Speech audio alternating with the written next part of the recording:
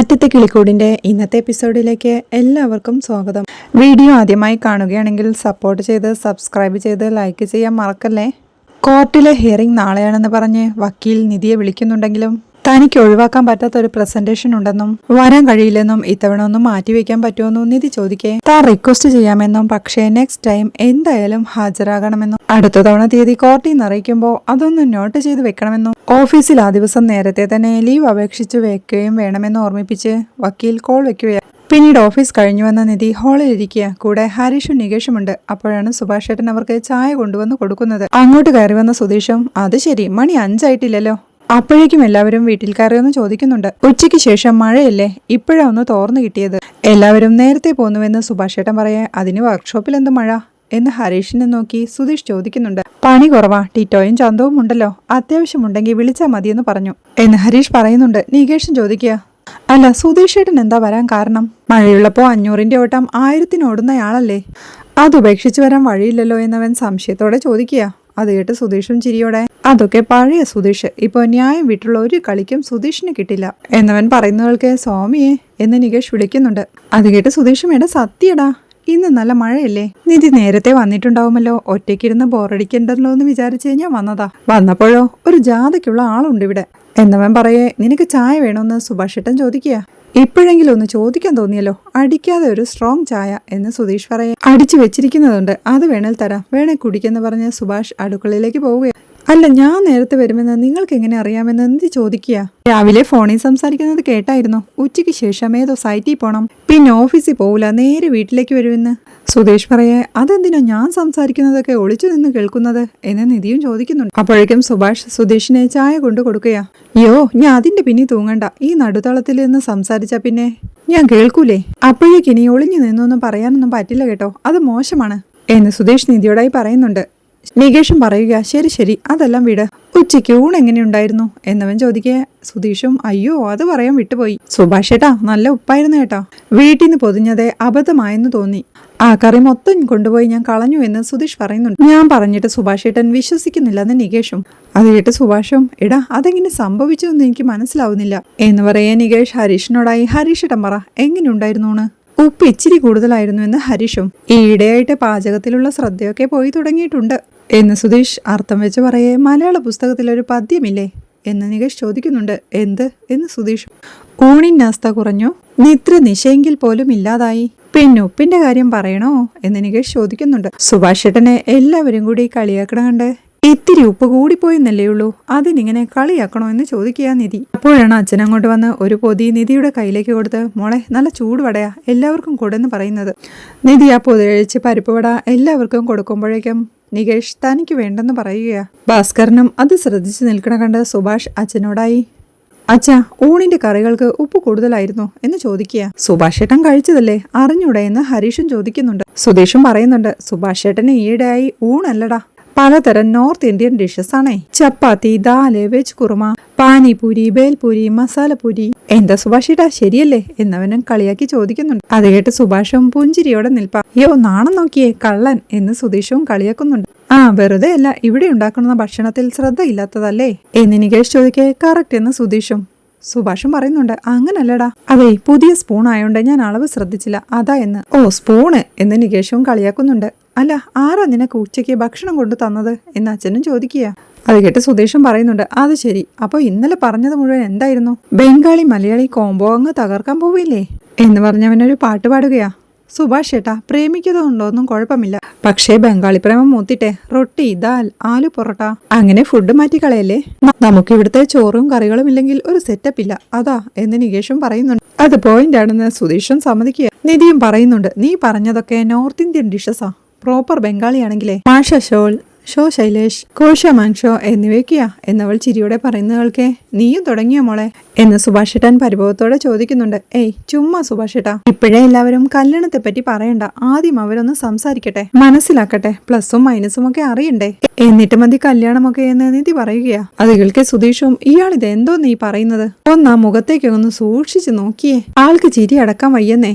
സുഭാഷ് ഏട്ടാ ഒരു കാര്യം ചെയ്യേ, ഒരു 10 സെക്കൻഡ് നിങ്ങൾക്ക് ചിരിക്കാതെ നിൽക്കാൻ പറ്റുമോ നോക്കിയേ. അത് ബെറ്റ് എന്ന് പറഞ്ഞവർ എണ്ണി തുടങ്ങുകയാ. അതിനിടയിൽ സുഭാഷും ചിരിക്കുന്നുണ്ട്. അത് കണ്ട് സുധീഷും ചിരിയോടെ പറഞ്ഞില്ലേ, ഇതിൽ കൂടുതൽ ഇനി എന്താ വേണ്ടത്, ഇനി കാതൽ ടു കല്യാണം അത് മതി എന്നവൻ ചിരിയോടെ പറയുന്നത് കേൾക്കെ അപ്പുറത്തിരുന്ന് എല്ലാം ശ്രദ്ധിക്കായിരുന്നു അച്ഛനും. ഡാ, അപ്പോ നിങ്ങൾ പറഞ്ഞത് കാര്യമായിരുന്നോടാ? ഞാൻ കരുതിയത് എല്ലാരും കൂടി ഒരു തമാശ കളിക്കാണെന്നാ. എന്നച്ഛൻ പറയേ, ഒരു പെൺകുട്ടിയുടെ പേരും പറഞ്ഞാണോ തമാശ കളിക്കുന്നത് എന്ന് സുധീഷും ചോദിക്കുക. അച്ഛൻ സുഭാഷിന്റെ അരികിലേക്ക് ചെന്ന്, എന്താടാ സുഭാഷേ, നീ അവളെ കെട്ടാൻ പോവാണോ എന്ന് ചോദിക്കാൻ നിധി പറയുന്നുണ്ട്. അത് ഇതുവരെ തീരുമാനിച്ചിട്ടില്ല. അത് പക്ഷെ ഇവന്റെ കിളി കണ്ടാ തോന്നിയില്ലല്ലോ. പറയടാ, നീ അവളെ കെട്ടാൻ പോവാണോ എന്നച്ഛൻ വീണ്ടും ചോദിക്കുക. എന്തപ്പ കെട്ടിയാല് എന്ന് സുധീഷും ചോദിക്കുന്നുണ്ട്. ഏയ്, അതൊന്നും ശരിയാവില്ല. അത്ര തന്നെ, ആ പെണ്ണിനെയൊന്നും നീ കെട്ടണ്ട. അതൊന്നും ശരിയാവില്ലെന്ന് അച്ഛൻ പറയേ. ഹരീഷും എഴുന്നേറ്റിരുന്ന്, എന്തുകൊണ്ട് ശരിയാവില്ല എന്ന് ചോദിക്കുന്നുണ്ട്. ശരിയാവില്ലെന്ന് പറഞ്ഞില്ലേ, അത്ര തന്നെ എന്ന് അച്ഛനും. അതുകൊണ്ടല്ലേ ചോദിച്ചത്, എന്താ കാരണമെന്ന് സുധീഷും ചോദിക്കുക. എടാ, നിങ്ങൾക്കൊന്നും ഒരു ബോധമില്ലേ? എടാ, ആ പെണ്ണ് സംസാരിക്കുന്നതൊക്കെ ഇവന് മനസ്സിലാവോ? 4 വാക്ക് ബംഗാളിയിൽ, അതുപോട്ടെ ഹിന്ദിയിൽ മറുപടി പറയാൻ ഇവന് പറ്റോ? മലയാളം തന്നെ ബുദ്ധിമുട്ടാ, അപ്പോഴാ ഹിന്ദിയും ബംഗാളിയും. എടാ, അവളുടെ രീതിയും കൾച്ചറും ഒക്കെ വേറെയാ, നമ്മുടെ രീതിയും കൾച്ചറും വേറെയും. ഇപ്പൊ അത് ഓക്കെ ആണെന്നൊക്കെ നമുക്ക് തോന്നും, നാളെ മുമ്പോട്ട് ജീവിതം പോവാതെ വഴിമുട്ടി അങ്ങ് നിൽക്കും. അതാ പറഞ്ഞത് ശരിയാവില്ലെന്ന് എന്നച്ഛൻ എതിർപ്പോടെ പറയേ. സുധീഷും പറയുന്നുണ്ട്, ഇങ്ങനെ പിന്നെ നാഷണൽ പെർമിറ്റ് ലോറിയില് ഇന്ത്യ മുഴുവൻ കറങ്ങിയത് കൊണ്ട് അറിവ് കുറെ അധികമായിരിക്കും അല്ലേടാ എന്ന് ഹരീഷിനോടായി സുധീഷ് പറയുക. അച്ഛനും ദേഷ്യം കഴിച്ച മതി. എടാ സുഭാഷേ, ഞാൻ പറയുന്നു ആ പെണ്ണിനെ കെട്ടണ്ടെന്ന്. അത് പറയാൻ നിങ്ങൾ ആരായെന്ന് ഹരീഷും ചോദിക്കുക. നിന്റെ തന്ത എന്ന് അച്ഛനും. സുഭാഷേട്ടന് വേണ്ടി നിങ്ങൾ ജീവിതത്തിൽ എന്തെങ്കിലും ചെയ്തിട്ടുണ്ടോ എന്ന് ഹരീഷ് അച്ഛനെ ചോദ്യം ചെയ്യുന്നത് കാണേ. ഏയ് ഹരീഷേ എന്ന് പറഞ്ഞ് സുഭാഷ് അവനെ തടയാൻ നോക്കുന്നുണ്ട്. എന്തെങ്കിലും ചെയ്തു തരണമെന്ന് പറഞ്ഞ് സുഭാഷേട്ടൻ നിങ്ങളുടെ അടുത്തേക്ക് വന്നിട്ടില്ല. അതുകൊണ്ട് ഈ വക കാര്യങ്ങളിലൊന്നും ഇടപെടണ്ട. സുഭാഷേട്ടൻ ആ കല്യാണം ഓക്കെ ആണെങ്കിലേ ഞങ്ങൾ എല്ലാവരും കൂടി അതങ്ങ് നടത്തും. അതിന് നിങ്ങളുടെ സമ്മതമൊന്നും ഞങ്ങൾക്ക് വേണ്ടെന്ന് ഹരീഷ് തീർത്ത് പറയുകയാണ്. അച്ഛനും സുഭാഷിനോടായി പറയുന്നുണ്ട്, സുഭാഷേ, ഇവറ്റകൾക്കോ വിവരമില്ല. ഞാൻ പറയുന്നത് നിന്റെ നല്ലതിന് വേണ്ടിയാ. അനുസരിച്ചാൽ നിനക്ക് നല്ലത്, അല്ലെങ്കിൽ നീ തന്നെ അനുഭവിക്കും. പറഞ്ഞില്ലെന്ന് വേണ്ട എന്ന് ഓർമ്മിപ്പിച്ച് അച്ഛൻ പിന്നമ്പുറത്തേക്ക് പോവുകയാ. സുധീഷ് എഴുന്നേറ്റ് ടെൻഷനോടെ നിൽക്കുകയായിരുന്ന സുഭാഷിന്റെ അരികിലേക്ക് ചെന്ന്, സുഭാഷേട്ടാ, അതൊന്നും വലിയ കാര്യമാക്കേണ്ട. നിങ്ങൾ പ്രേമിച്ച് തകർക്കാൻ നോക്കുന്നേ, നമുക്കിത് ഗംഭീര കല്യാണമാക്കണം പോരെ എന്ന് ചോദിക്കെ സുഭാഷും നാണത്തോടെ ചിരിക്കുക. അത് കണ്ട് നികേഷും ഹരീഷുമെല്ലാം അയ്യോ നാണം വന്നു, സുഭാഷേട്ടന് നാണം വന്നു എന്ന് ചിരിയോടെ കളിയാക്കേ. സുധീഷും സുഭാഷ് ഏട്ടനെ ഇക്കിളിയാക്കുന്നുണ്ട്. പുഞ്ചിരിയുടെ നാണത്തോടെ പോടാ എന്ന് പറഞ്ഞ് സുഭാഷ് അടുക്കളയിലേക്ക് ഓടുകയാ. സുഭാഷ് ഏട്ടന്റെ ഓട്ടവും നോക്കി ഇന്ന് പാവം എന്ന് സുധീഷ് പറയുന്നുണ്ട്.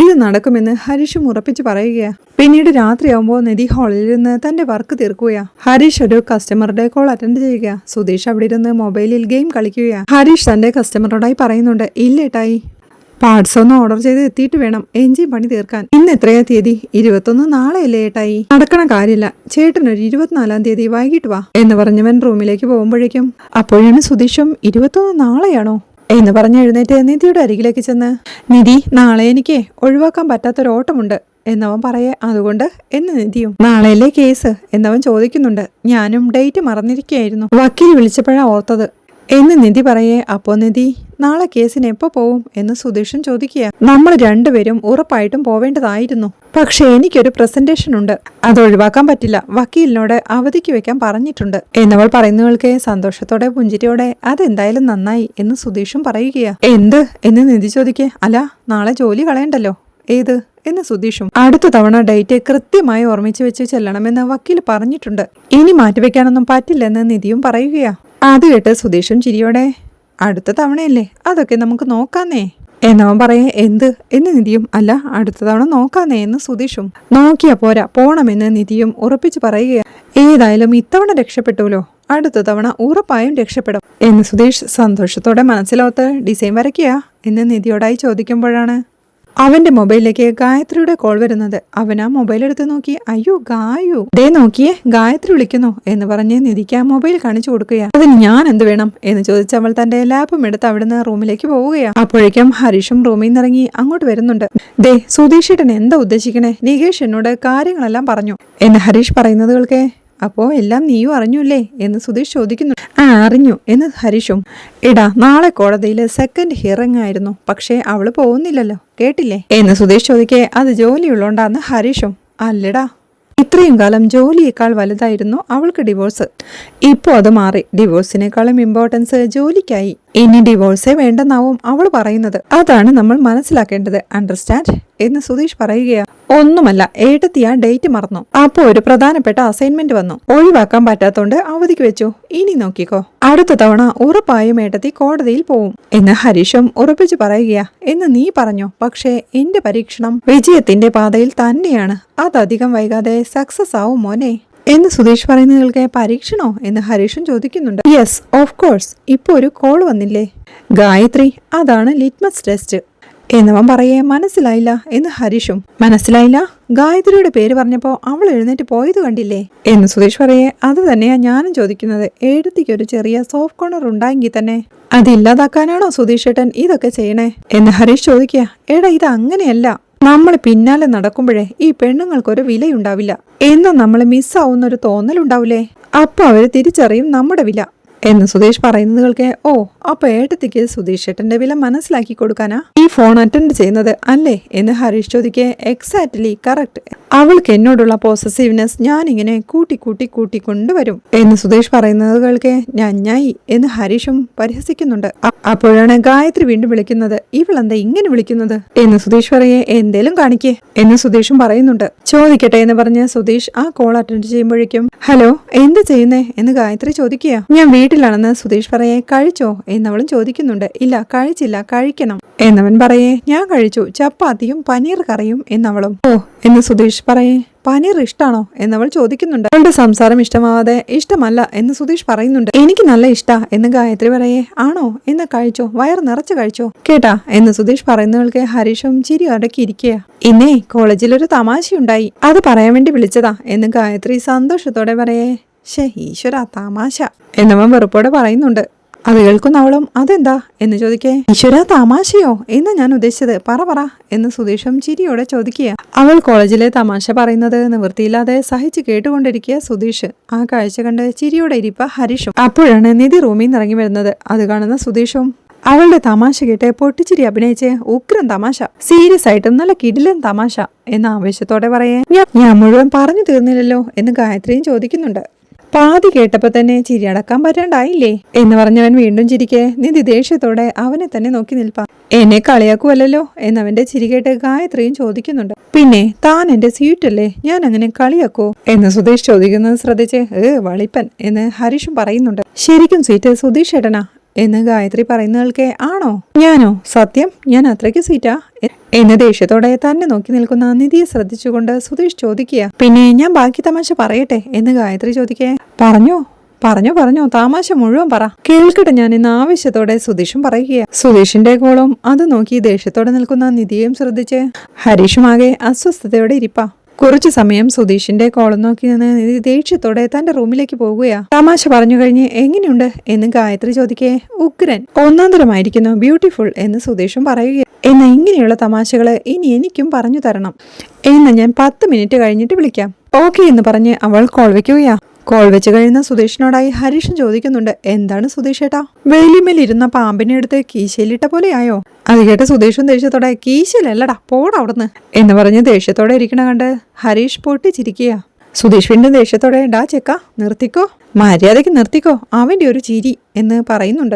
ഹരീഷും ചിരിയടക്കുമ്പോഴേക്കും എടാ ഈ വക ഓലപ്പാമ്പൊന്നും സുധീഷിനെ കൊത്തില്ല മോനെ, പക്ഷേ ഇത് വെച്ച് ഞാൻ അത് ശരിയാക്കും എന്ന് നിധിയുടെ റൂമിന് നേരെ ചൂണ്ടി സുധീഷ് പറയുക. അതിനു മുന്നേ അത് നിങ്ങളെ ശരിയാക്കും, നോക്കിക്കോ എന്ന് താക്കീത് നൽകി ഹരീഷ് തന്റെ റൂമിലേക്ക് പോവുക. പരിഭ്രമത്തോടെ ആണോ എന്ന് പറഞ്ഞ് മൊബൈലിലേക്ക് നോക്കി.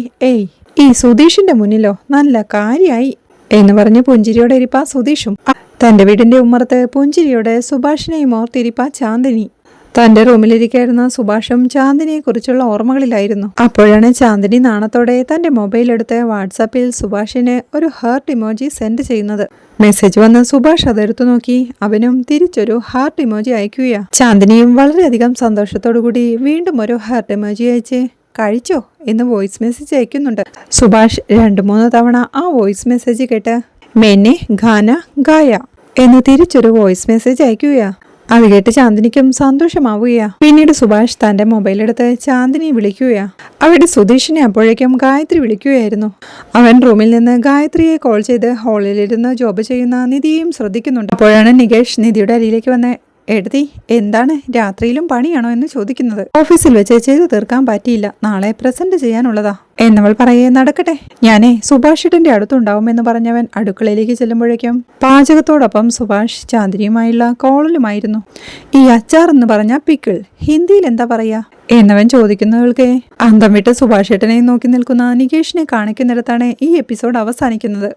ബസ് സ്റ്റോപ്പിലെത്തുന്ന നിധിയുടെയും നികേഷിന്റെയും അരികിലേക്ക് സുധീഷിനെ കാണാഞ്ഞ് ഗായത്രി എത്തുന്നതും സുധീഷ് എവിടെയെന്ന് ചോദിക്കുന്നതും നിധി സുധീഷിന്റെ ചേച്ചിയാണെന്ന് ചോദിക്കുന്നതും അല്ല അമ്മായിയാണെന്ന് നിധി ദേഷ്യത്തോടെ പറയുന്നതും സുധീഷ് അങ്ങോട്ട് എത്തുമ്പോഴേക്കും നിധി ദേഷ്യത്തോടെ തൻ്റെ വണ്ടിയെടുത്ത് പോകുന്നതുമെല്ലാമാണ് നാളത്തെ എപ്പിസോഡിലെ വിശേഷങ്ങൾ. വീഡിയോ ഇഷ്ടമായാൽ സപ്പോർട്ട് ചെയ്ത് സബ്സ്ക്രൈബ് ചെയ്ത് ലൈക്ക് ചെയ്യാൻ മറക്കല്ലേ.